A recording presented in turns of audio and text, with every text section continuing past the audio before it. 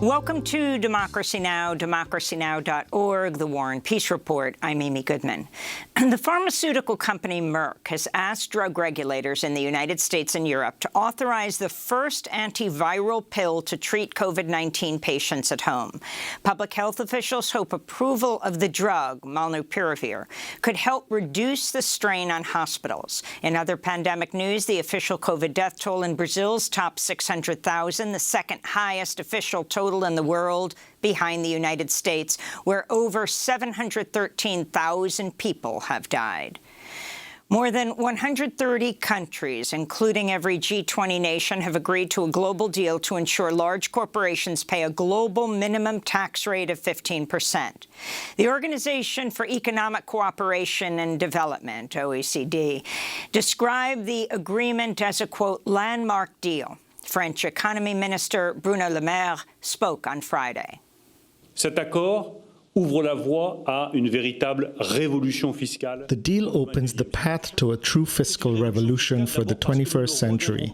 It's a fiscal revolution, first, because there is no going back. It's a fiscal revolution because it brings more justice in the matter of taxation. Finally, digital giants will pay their fair share of taxes in countries, including France, where they are making a profit.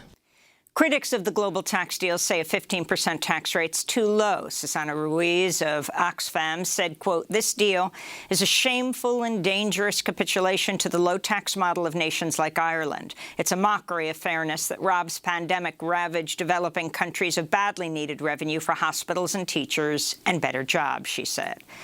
In Afghanistan, a suicide attack killed dozens of worshippers at a Shiite mosque in the northern city of Kunduz on Friday. The militant group Islamic State Khorasan, or ISIS-K, claimed responsibility for the blast, which killed as many as 72 people. It was the deadliest attack in Afghanistan since U.S. troops left the country.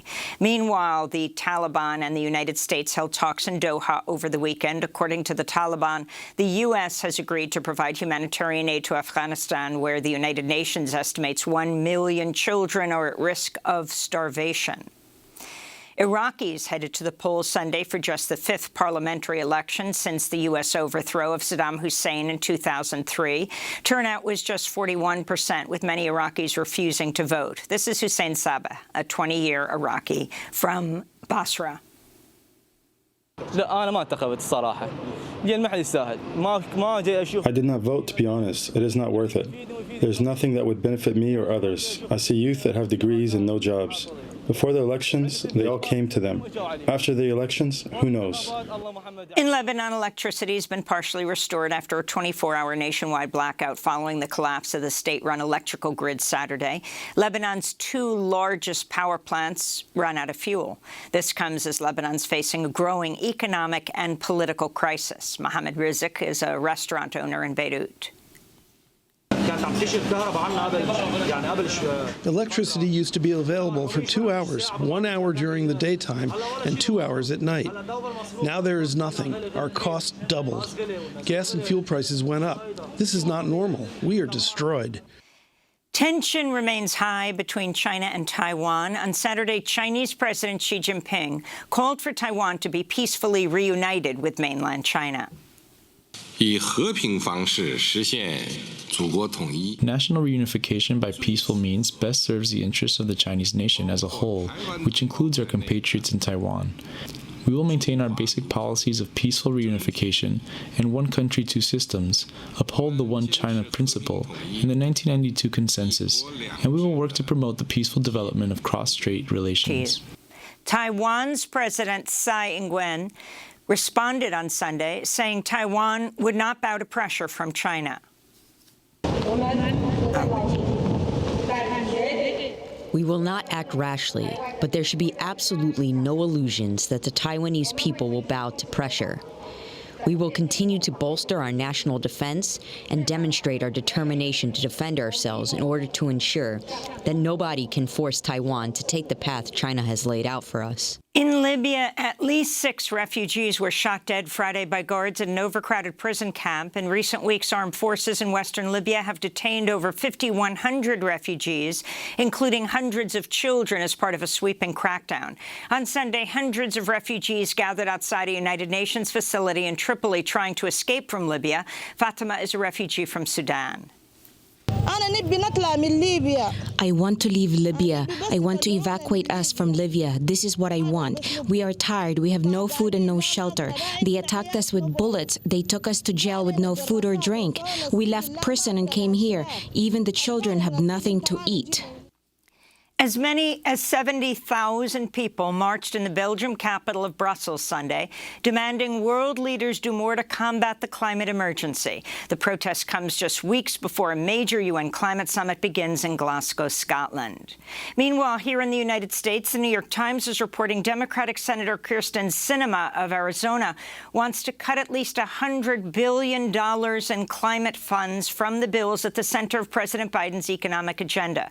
Both Sinema and fellow Democrat Joe Manchin have opposed the size of the $3.5 trillion bill over 10 years to expand the nation's safety net and combat the climate crisis.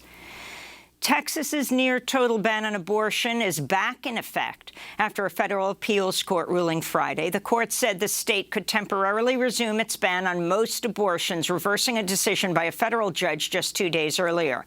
Nancy Northup, president and CEO of the Center for Reproductive Rights, condemned the appeals court decision, saying, quote, "The Supreme Court needs to step in and stop this madness. It's unconscionable that the Fifth Circuit stayed such a well-reasoned decision that allowed constitutionally protected services to return in Texas," she said. The NAACP is denouncing the recent violent arrest in Dayton, Ohio, of a black man who is paraplegic.